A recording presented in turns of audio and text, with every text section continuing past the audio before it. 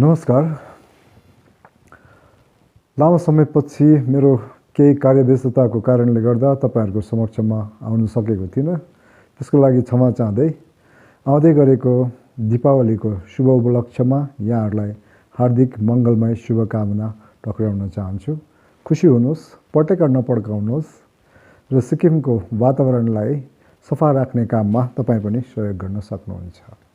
सधैं जस्तै खबरहरूलाई विश्लेषण गर्ने क्रममा आज सिक्किमबाट प्रकाशित भएको एउटा डेली न्यूजपेपरको खबरलाई मैले लिएको छु। यो खबर हो तपाईको 24 अक्टोबर 2021 को यो हप्ताभित्रकै खबर हो। यो खबरलाई सिक्किमको एउटा टप डेली न्यूजपेपरले आफ्नो फ्रन्ट लाइनको सेकेन्ड रोमा चान्स पाएको थियो।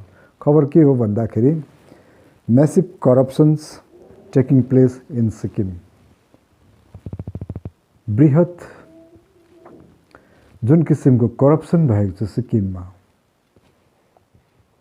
घुस लिने दिने भन्दा पनि यो ठुलो एउटा करप्सनको खेल जुन चाहिँ सिक्किममा भएको छ, यो सिक्किमको करप्सनको खेललाई लिएर यो समाचारले गर्दा सिक्किमको दुवै राजनीतिक दलको खेमामा तपाई भन्नुहुन्छ भने एसकेएम र एसडीएफ दुवैमा हलचल मचेको छ।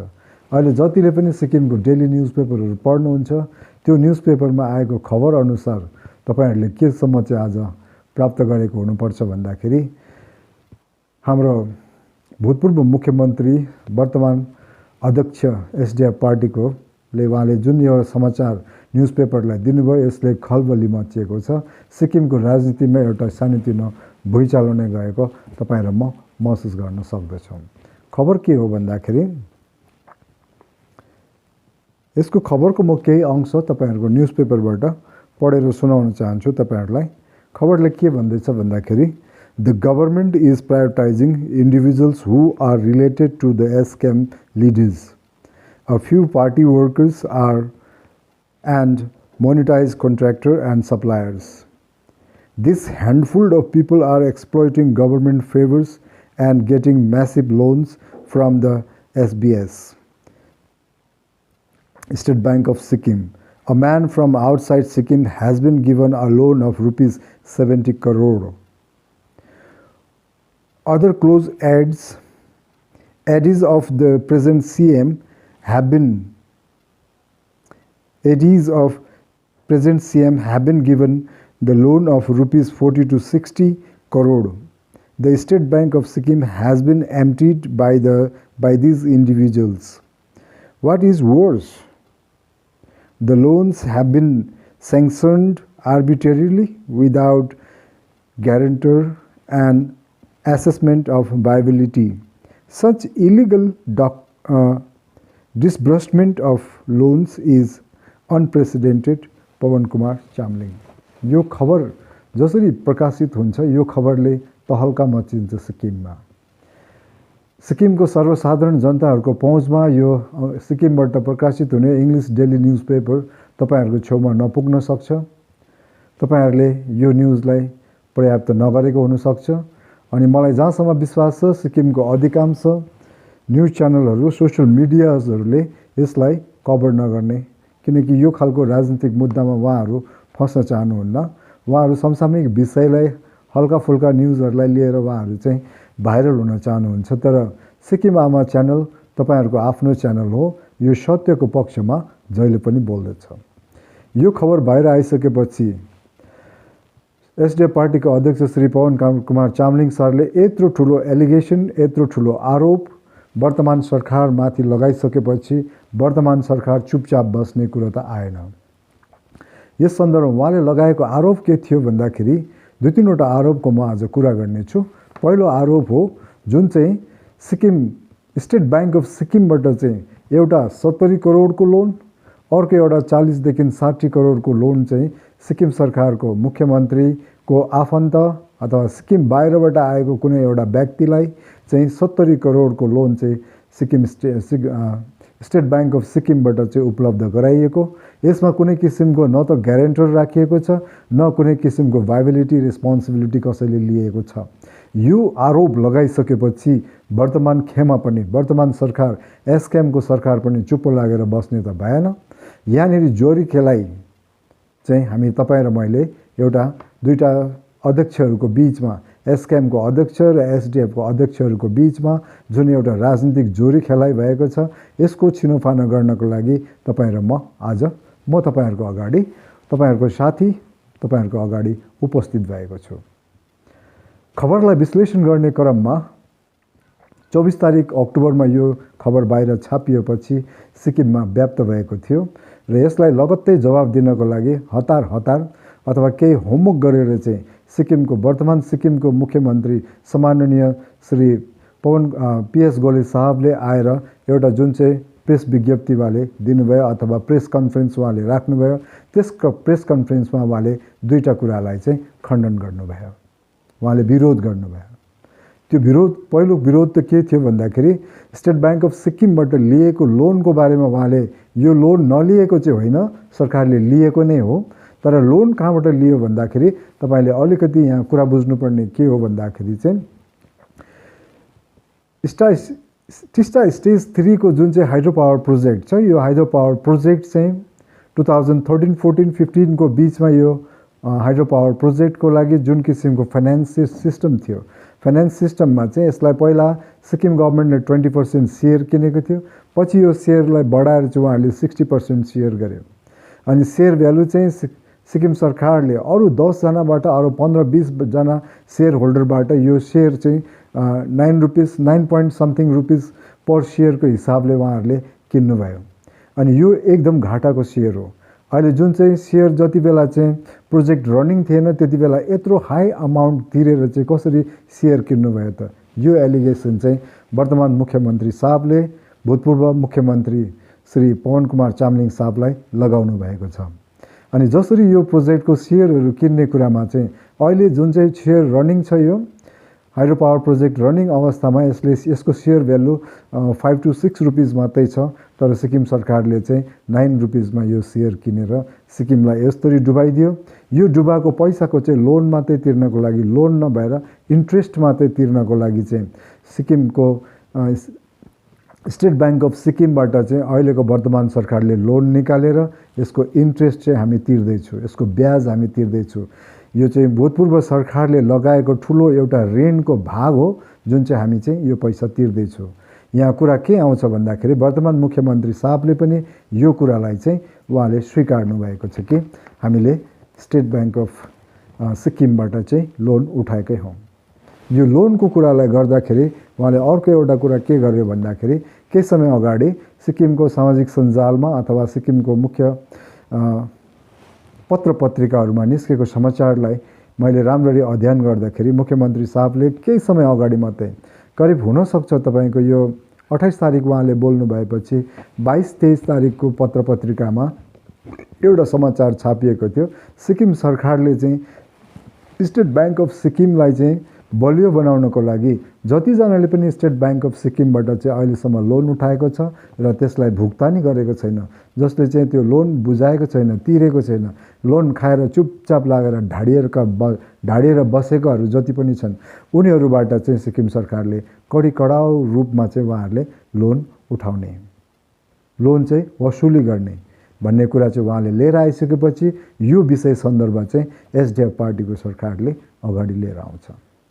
सरकारले भन्दाखेरि मलाई माफ गर्नुस्, सरकार होइन, एसडिएफ पार्टीको अध्यक्ष श्री पवन कुमार चामलिङ साहबले यो कुरालाई अगाडि लिएर आउनुहुन्छ। यो भयो एउटा सिक्किम स्टेट बैंकबाट चाहिँ स्टेट बैंक अफ सिक्किमबाट चाहिँ लोनको कुराहरू, लोन जुन चाहिँ सरकारले उठाएको हो भन्ने कुरा वर्तमान मुख्यमन्त्री साहबले स्वीकारिसक्नु भएको छ। यो लोन के को लागि उठाउनु भयो यो कुराहरू तपाईँ र मैले जान्न पर्ने अझै समय बाँकी छ।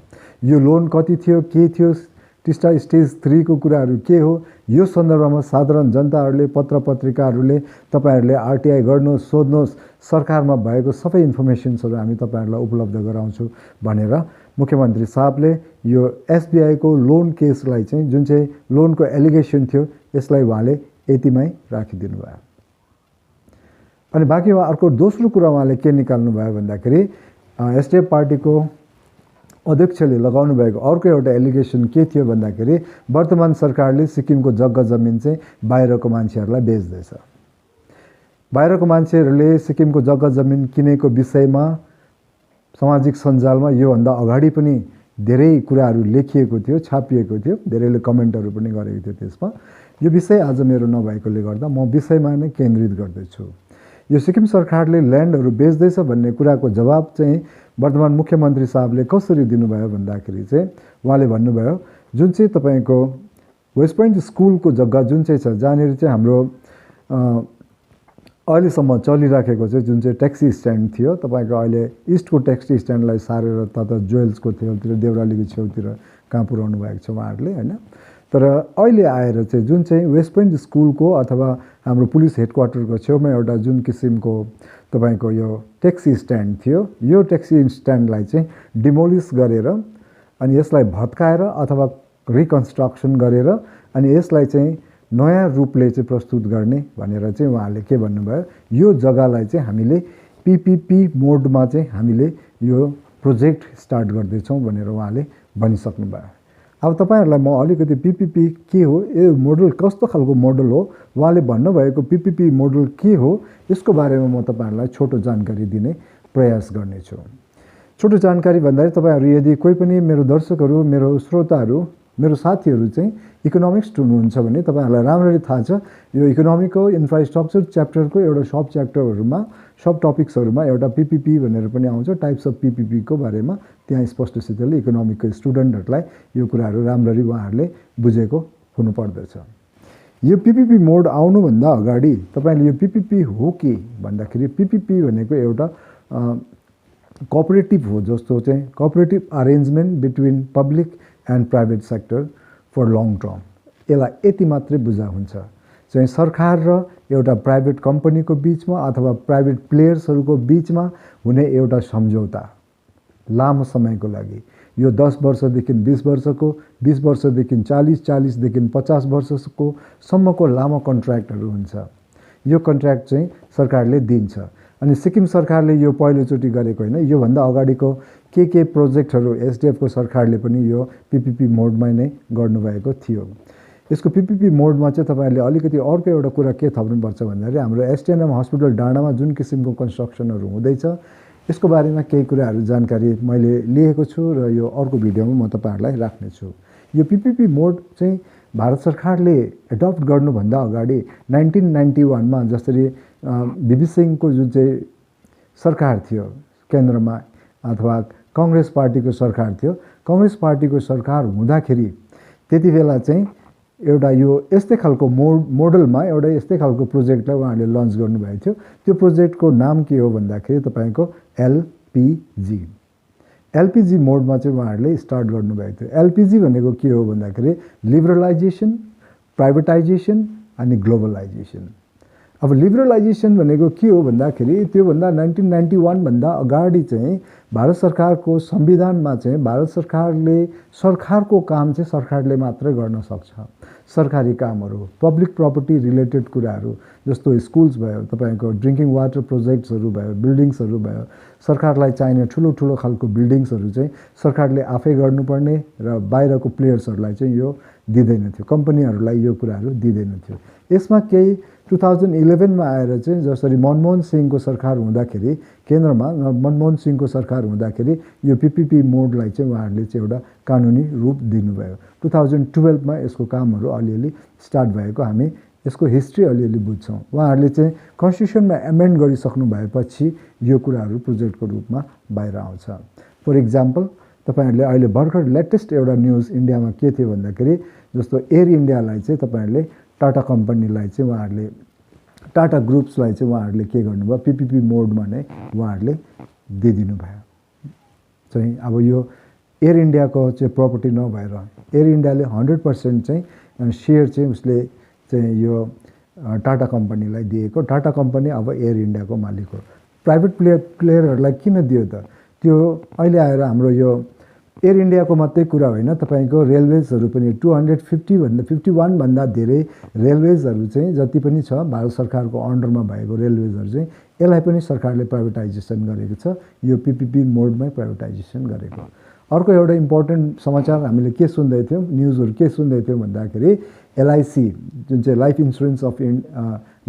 इन्सुरेन्स जुन चाहिँ थियो इन्डियाको सबैभन्दा ठुलो एउटा लाइफ इन्सुरेन्स कम्पनी, त्यो लाइफ इन्सुरेन्सलाई पनि सरकारले चाहिँ 30-70% रूपमा चाहिँ यसले चाहिँ आफ्नो सेयर पिपिपी मोडमा चाहिँ प्राइभेट प्लेयर्सहरूलाई दिएको छ भन्ने कुरा तपाईँ र मैले केही समय अगाडि मात्रै सुन्दै थियौँ। अब कुरा गरौँ हामीले यो पिपिपी हो के। तपाईले म अलिकति तपाईहरुलाई के भन्छु भन्दाखेरि लिबरलाइजेसन भनेको कन्स्टिट्युसनमा अमेन्ड गर्नुपर्ने कुराहरू हामी यो चाहिँ प्राइभेट प्लेयरले चाहिँ गभर्नमेन्ट रिलेटेड कामहरू कसरी गर्नु, पब्लिक प्रपर्टीहरूलाई कसरी ह्यान्डल गर्न सक्छ र म्यानुफ्याक्चर गर्न सक्छ, उहाँहरूले बिल्डिङ्सहरू कन्स्ट्रक्ट गर्न सक्छ, यो कुराहरूलाई म अलिकति लिबरलाइजेसनले त्यहाँ हो। प्राइभेटाइजेसन भनेको के हो भन्दाखेरि सरकारले एक्लै आफूले काम गर्न नसक्ने सबैभन्दा सरकारको प्रब्लम के हुन्छ भन्दाखेरि चाहिँ बजेट यति कम हुन्छ सरकारसँग के, अनि सरकार फेरि आफै पनि यति धेरै बिजी हुन्छ। उहाँहरूको चाहिँ 70 भन्दा धेरै त सिक्किममा डिपार्टमेन्ट्सहरू छ, यो डिपार्टमेन्टहरूलाई कन्ट्रोल गर्नुपर्ने सरकारको कामहरू हुन्छ र सरकारले यसमा चाहिँ ध्यान दिन सक्दैन। अर्को इम्पोर्टेन्ट कुरा के हो भन्दाखेरि प्राइभेटाइजेसनको इम्पोर्टेन्ट कुरा के हो भन्दाखेरि प्राइभेट कम्पनीजहरू तपाईहरुले हेर्नुहुन्छ भने भारतवर्षभरि नै चाहिँ उहाँहरू अहिलेसम्म पनि कुनै पनि प्रोजेक्ट होस् यो प्रफिटमा गएको प्रोजेक्टहरू हुन्छ अहिलेसम्म। अब इन्डियाकै कुरा गर्ने हो भने ठुल्ठुलो मोटर कम्पनीजहरूलाई तपाईले हेर्नुहोस्, लार्ज स्केल इन्डस्ट्रिजहरूलाई तपाईले हेर्नुहोस्, इन्डस्ट्रियल पोलिसिजहरूलाई तपाईले हेर्नुहोस्, यहाँ सबै कुरामा के चाहिँ जोइन्ट भेन्चरमा लङ टर्मको लागि सरकार मिलेर अथवा लङ टर्मको लागि चाहिँ उहाँहरूले दिनुभएछ। ग्लोबलाइजेसन भनेको के हो भन्दाखेरि म तपाईलाई अलिकति एउटा चाइनाको इक्जाम्पल दिन्छु। त्यो के भन्दाखेरि चाइनासँग एउटा चाहिँ के छ भन्दाखेरि तपाईको यो इन्डस्ट्रियल कोरिडोर भनेर उहाँहरूले इस्टाब्लिस गर्नुभएछ, सङ्घाई सहरभन्दा अलिकति बाहिर छ यो। त्यो इन्डस्ट्रियल कोरिडोर के रहेछ भन्दाखेरि बाहिरबाट आउने इन्भेस्टरहरू जति पनि धनी मान्छेहरूले इन्भेस्ट गर्छ त्यो चाइनामा गएर इन्भेस्ट गर्न सक्छ।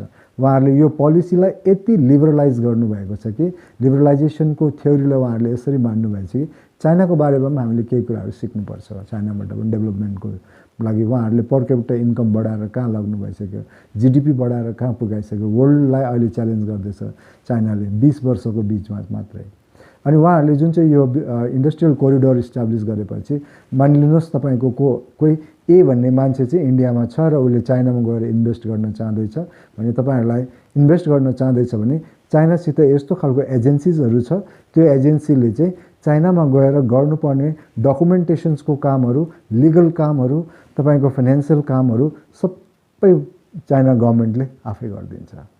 भनेपछि बाहिरबाट गएर इन्भेस्टरहरूलाई कसरी चाहिँ उहाँहरूले फेसिलिटी दिँदैछ। यसको लागि चाहिँ ग्लोबलाइजेसन भनेको अहिले के छ कि हामी 2 या 3वटा देशहरू नमिलिकन कुनै पनि ठुलो प्रोजेक्टहरू चाहिँ हामीले गर्न सक्दैनौँ। यो कुरा हो तपाईको ग्लोबलाइजेसनको कुरा। विश्वव्यापीकरण भन्छ यसलाई। विश्वव्यापीकरणमा विश्वसित मिलेर हामी कसरी अगाडि बढ्न सक्छौँ, ठुल्ठुलो भेन्चर्सहरूमा, ठुल्ठुलो इन्डस्ट्रिजहरूमा कसरी चाहिँ हामीले चाहिँ इन्भेस्ट गर्न सक्छ, इन्भेस्टरलाई कसरी चाहिँ राम्रो पोलिसिजहरू बनाएर चाहिँ हामीले वेलकम गर्न सक्छ हाम्रो डेभलपमेन्ट प्रोजेक्टको लागि भनेर यो पिपिपी मोडमा जान सुरु भयो।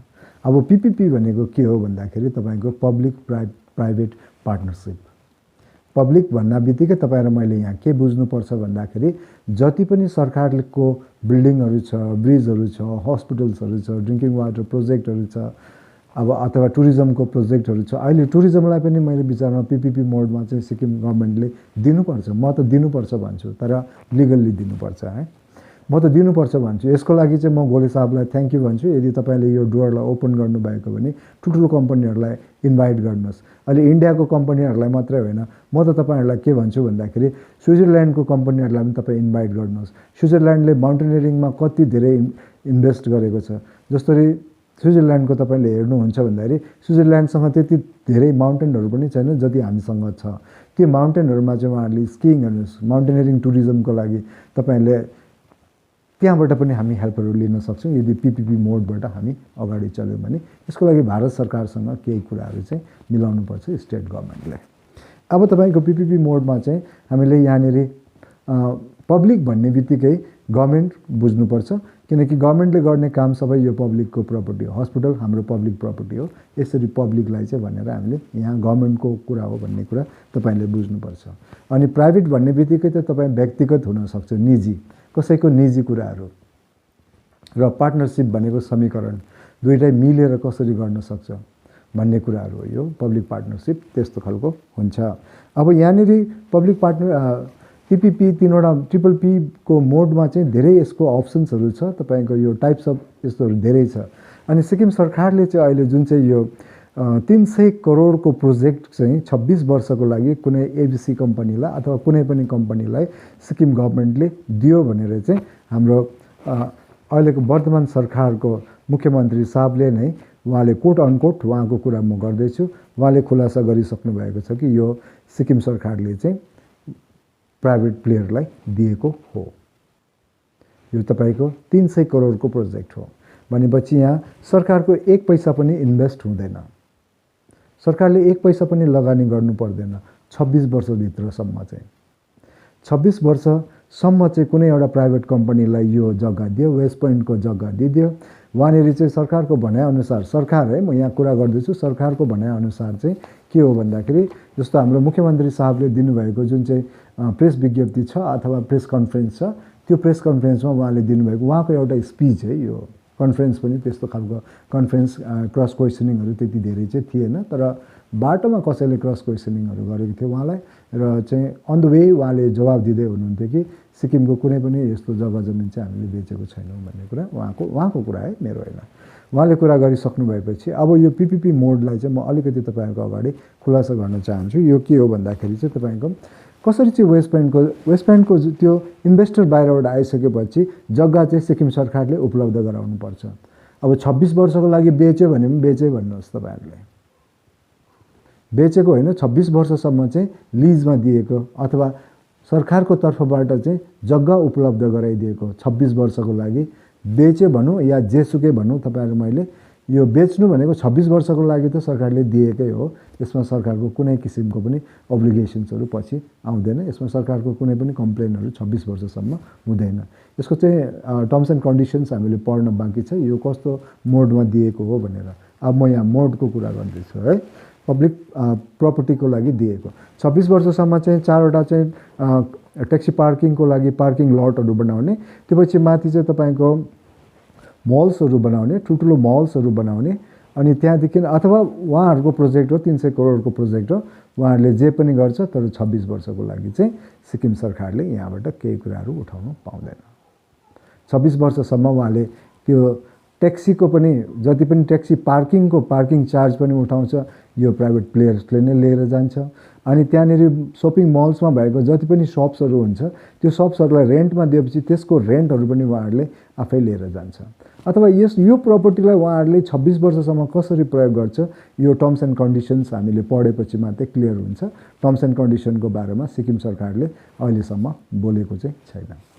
त्यसले गर्दाखेरि यो कुन मोडमा दियो भन्दाखेरि तपाईँको पीपीपी चाहिँ धेरै किसिमको मोडहरू छ। मैले यसमा मेरो अध्ययनले भ्याएसम्म चाहिँ यो एउटा मोड चाहिँ तपाईँको बीओओटी मोडमा चाहिँ सिक्किम सरकारले कम्पनीलाई दिएको अथवा प्राइभेट प्लेयरलाई चाहिँ यो युज गर्नको लागि दिएको हो। यो वेस्ट पोइन्टको जग्गा चाहिँ दिएकै हो, यो बीओओटी मोडमा दिएको।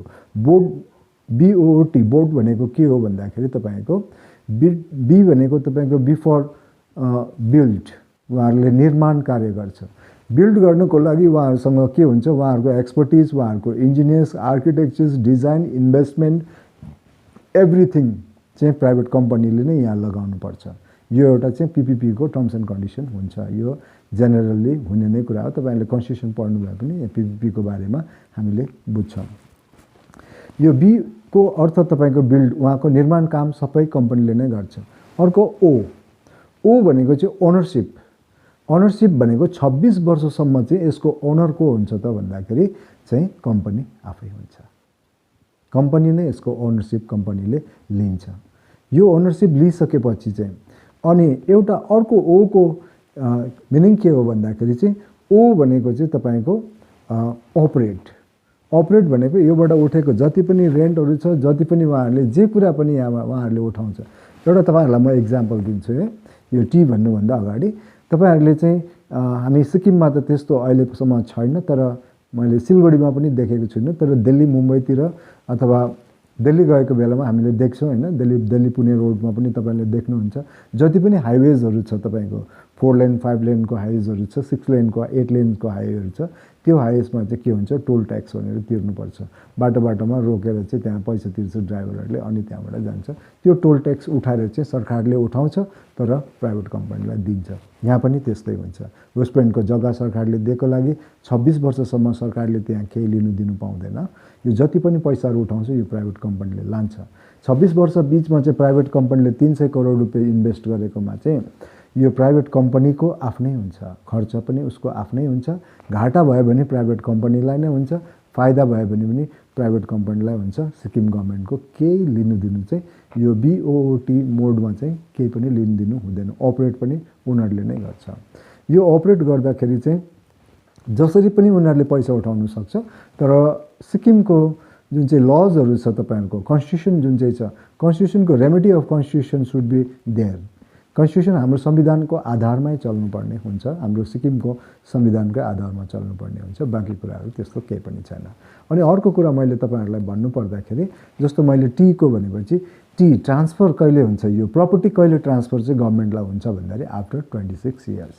यो हाम्रो मुख्यमन्त्री साहबको उहाँले खुलासा गर्नुभएको कुरा म तपाईँहरूलाई भन्दैछु। यो जग्गा चाहिँ सिक्किम सरकारले बेचेको होइन। यदि पीपीपी मोडमा दिएको हो भने चाहिँ यो बिओओटी मोडमा पीपीपी मोडको बिओओटीको टाइप्समा दिएको हो भने चाहिँ यो जग्गा सिक्किम सरकारले बेचेको चाहिँ होइन, लिजमा दिएको भनौँ होइन, 26 वर्षको लागि। त्यहाँ जे पनि कन्स्ट्रक्सन हुन्छ 26 वर्षपछि त्यो सिक्किमे जनताको प्रपर्टी हुन्छ। यो हो तपाईँको पीपीपी मोडको। अनि लास्टमा टी एउटा जुन चाहिँ छ बिओटीको, टी भनेको चाहिँ तपाईँको ट्रान्सफर भनेको यो प्राइभेट कम्पनीले चाहिँ पछि गएर यो गभर्मेन्टलाई दिनै पर्छ 26 वर्षपछि। 26 वर्षसम्म चाहिँ हाम्रो यो प्रपर्टी हाम्रो हुँदैन। त्यही भएर चाहिँ सिक्किम सरकारले जमिन बेच्यो भन्ने कुराको जवाब चाहिँ मुख्यमन्त्री साहबले यसरी दिनुभएको थियो। उहाँले भन्न खोजेको कुरा यो, उहाँले पीपीपी मात्रै भन्नुभएको थियो, अलिकति सायद डिटेलमा उहाँले दिन चाहनु भएन होला। त्यही भएर चाहिँ उहाँहरूको छोटो समयको लागि उहाँले यो कुराहरू बोलेर जानु भइसकेपछि अर्को कुरा म तपाईँहरूलाई के भन्छु भन्दाखेरि तपाईँको यो इन्ट्रेस्टेडको लागि दिन्छ, हाइवेको प्रोजेक्टहरूको लागि पनि यो कुराहरू दिन्छ। एउटा भयो पवन चामलिङ साहबले लगाएको एलिगेसन्सको, जुन चाहिँ ल्यान्ड पनि बेचेको, अनि यो एसबीएसलाई पनि उहाँहरूले घाटामा पुर्याएको, त्यहाँबाट लोनहरू निकालेको भन्ने कुराको जवाब सिक्किमको मुख्यमन्त्री साहबले चाहिँ त्यसरी दिनुभएको थियो। अब यो जवाब हाम्रो एसडिएफ पार्टीको अध्यक्षज्यूलाई मनपर्छ पर्दैन, यो दोस्रो कुरा भयो। अर्को जुन चाहिँ टिस्टाको सेयर्स यति कममा बेच्नुभयो, यसको जवाब त अध्यक्ष एसडिएफको अध्यक्ष साहबले हामीलाई दिनै पर्ने हुन्छ, यसको हामी आशा गर्दछौँ। अर्को कुरा के कुरा आउँछ भन्दाखेरि उहाँले चाहिँ यो सब कुराहरू भइसकेपछि हिजो मात्रै एउटा सिक्किमको एसडिएफ पार्टीको सायद आफ्नै च्यानल हुनुपर्छ उहाँहरूको, यो च्यानल मार्फत चाहिँ उहाँले यो सम्बोधन भन्ने कार्यक्रममा चाहिँ उहाँले 2-3वटा कुरा चाहिँ यसरी चाहिँ आरोप लगाएर जानुभएको छ सिक्किम सरकारलाई। त्यो नम्बर 1 के हो भन्दाखेरि चाहिँ स्टुडेन्टहरूमाथि जुन सिक्किम सरकारले कारबाही गरेको थियो, जुन चाहिँ यो दिल्लीमा गएर चाहिँ किसानहरूलाई सपोर्ट गरेको आधारमा चाहिँ जुन कुराहरू भयो तपाईँ र मलाई थाहा छ, यो कुराहरूको बारेमा उहाँले आरोप लगाउनु भएको। यो सरकार चाहिँ स्टुडेन्टहरूको फेभरमा कुरा गर्दैन, स्टुडेन्टहरूले यहाँ आवाज उठाउनु पर्छ भन्ने कुरा चाहिँ हाम्रो एसडिएफ पार्टीको अध्यक्ष साहबले अथवा चामलिङ साहबले चाहिँ यो कुराको आरोप एउटा यो लगाउनु भयो। दोस्रो आरोप चाहिँ 4 जना स्टुडेन्टहरूलाई जसरी चाहिँ उहाँहरूले चाहिँ रेस्टिकेट गर्नुभयो, रेस्टिकेट गरेर स्टुडेन्टहरूको फ्युचर बर्बाद गर्नुभयो, उहाँहरूको आमा बाउको पनि फ्युचर बर्बाद गरिदिनु भयो भनेर चाहिँ अर्को सरकारमाथि यो कुराहरू लगायो। अनि सिक्किम सरकार चाहिँ जहिले पनि अहिलेको एसकेएम सरकार चाहिँ यो कन्सिस्टेन्ट कुनै पनि डिसिजनमा कन्सिस्टेन्ट छैन, यिनीहरूलाई केही आउँदैन, यिनीहरू जे पायो मनमा आयो त्यही गर्दैछ। सिक्किमको कन्स्टिट्युसनलाई यिनीहरूले कहिले पनि ध्यान दिएको छैन। अनि सिक्किममा ल एन्ड अर्डरको चाहिँ एकदम धज्जिया उडाएर राखिदिएको छ चाहिँ एसकेएम सरकारले भन्ने आरोप चाहिँ तपाईँले यो सम्बोधनको जसरी अध्यक्ष साहबले एसडिएफको अध्यक्ष साहबले करिब 13 मिनटको भिडियो कन्फरेन्समा अथवा भिडियो डायलगमा चाहिँ उहाँले यो कुराहरू अगाडि ल्याउनु भयो। अर्को एउटा इम्पोर्टेन्ट कुरा के राख्नुभयो भन्दाखेरि उहाँले अहिलेको वर्तमान सरकारले जसरी पनि एडभर्टिजमेन्ट नदेखिकन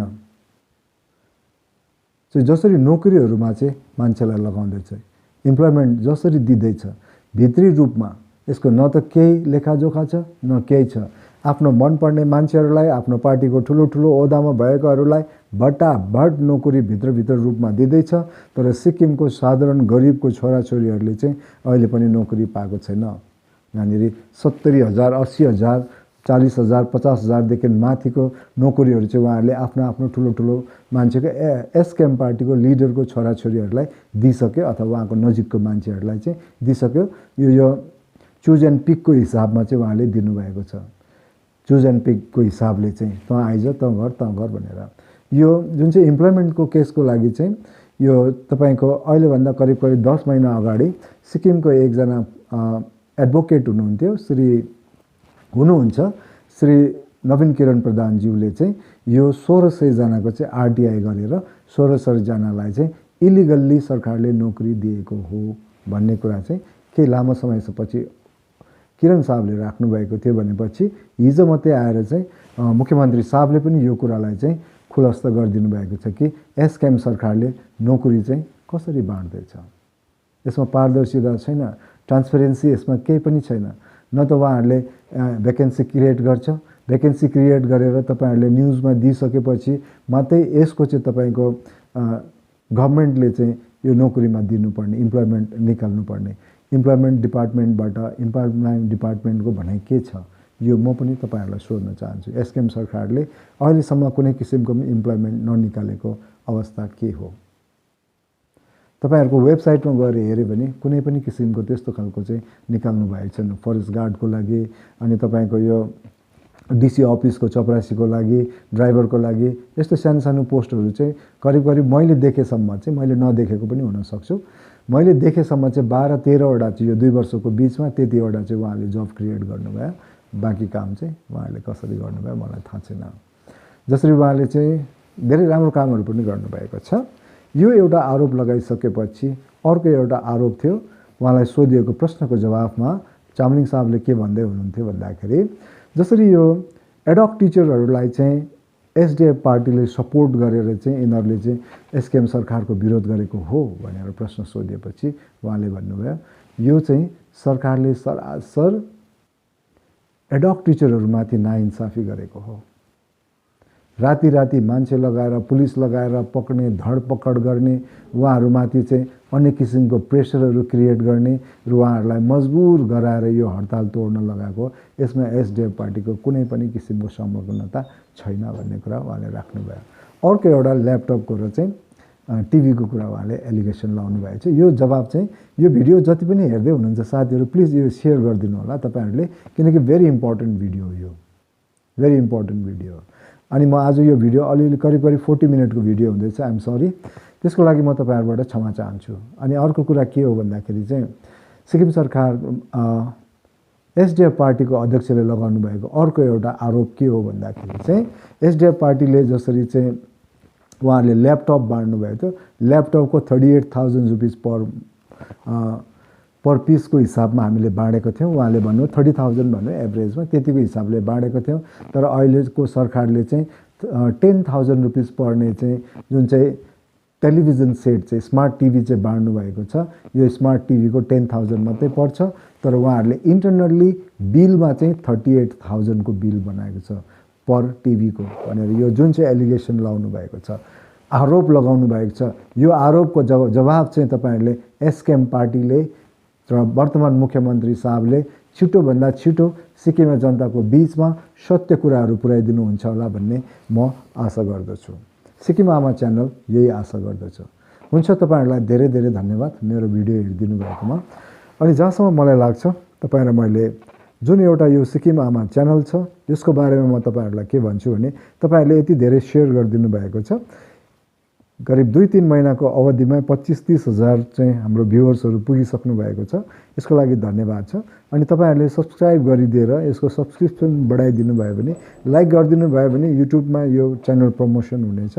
प्लिज तपाईहरुले यो च्यानललाई प्रमोट गर्नको लागि आफ्नो च्यानललाई हेल्प गर्नुहोस्। सिक्किम आमा च्यानल कुनै पनि सरकारको पक्षमा छैन, कसैको पनि विपक्षमा बोल्दैन, तर सत्य कुरा सिक्किमको सामाजिक सञ्जालमा, पत्रपत्रिकामा र सिक्किमको मन्त्रीहरूले दिनुभएको बयान र सिक्किमको राजनीतिक दलहरूले दिनुभएको बयानको विश्लेषण गरेर तपाईँहरूको बिचमा ल्याउने काम हामीले गर्दछौँ। यसको लागि म तपाईँहरूलाई धन्यवाद दिन चाहन्छु। Thank you very much. यति धेरै भ्युवर्सहरू बढाइदिनु भएको लागि तपाईँहरूलाई धन्यवाद दिन्छु। सधैँ जस्तै खुसी हुनुहोस्, आफ्नो छोराछोरीलाई माया गर्नुहोस्, अनि नजिकैको छिमेकीलाई गएर भन्नुहोस् हाम्रो यो एसकेएम सरकार र एसडिएफ सरकारको अध्यक्षहरू दुईजना चाहिँ सिक्किममा दोहोरी खेल्दैछ है भनेर भनिदिनु होला है। हुन्छ, थ्याङ्क यू भेरी मच। जय सिक्किम, जय सिक्किमे आमा।